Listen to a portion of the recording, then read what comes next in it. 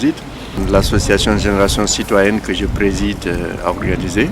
Ça fait plusieurs mois que nous travaillons sur ce projet, en collaboration avec le collège, avec les amis de Chesley et la mairie de Chesley. Et c'est pour nous un devoir de mémoire qui doit être partagé.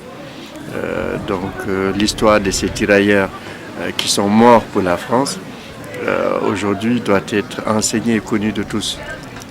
Surtout qu'on vit dans une période où les immigrés sont indexés, on s'interroge comment ils sont en Europe. On oublie que ces gens sont venus pour défendre la France. Aujourd'hui, on s'acharne sur leurs petits-enfants et je me dis quelle ingratitude. Parce que l'histoire de ces tirailleurs, surtout à Chesley, parce que cette nécropole, c'est la seule qui existe en France, qui est dédiée aux tirailleurs sénégalais, qui ont été massacrés par les Allemands. Et donc c'est pour nous aujourd'hui une fierté de pouvoir amener aujourd'hui des collégiens pour cette visite scolaire.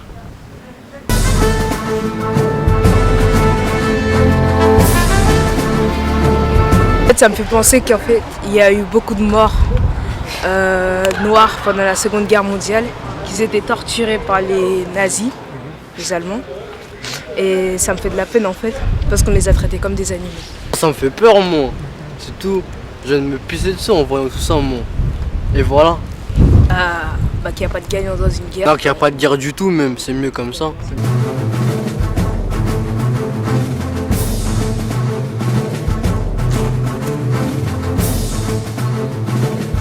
J'ai été donc le dernier tirailleur africain, engagé au 13e RTS à Fréjus.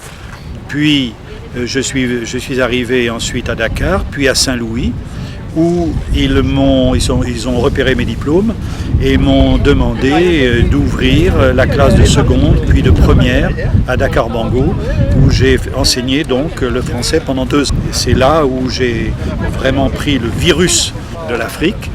Louis Thomas Achille, qui était martiniquais et qui était le camarade en Cagne de Aimé Césaire, de Léopold Sédar Senghor et de Pompidou.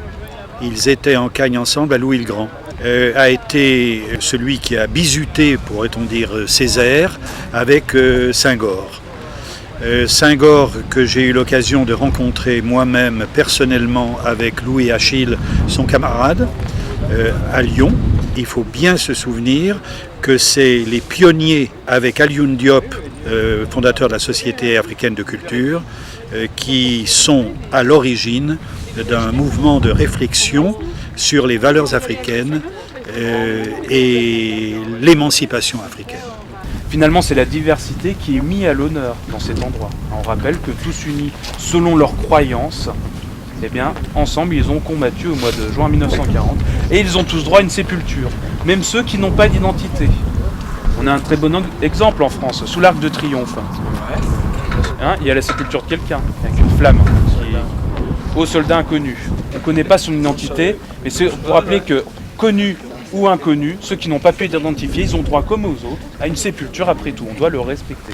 Donc c'est la grande fonction de cet endroit quand il va être construit en mars 1942. Il est inauguré au mois de novembre. Pour moi, le plus intéressant de la classe que j'ai vue, c'est sa diversité qui est le signe de santé. On peut dire tous les jours, on voit quelques personnes qui viennent se recueillir au Tata sénégalais. Ce monument il est tellement symbolique et que les gens s'arrêtent volontiers pour voir de quoi il s'agit.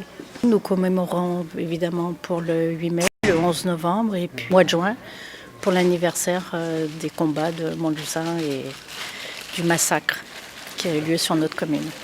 Un geste de Léopold Sédar Senghor, assassinat.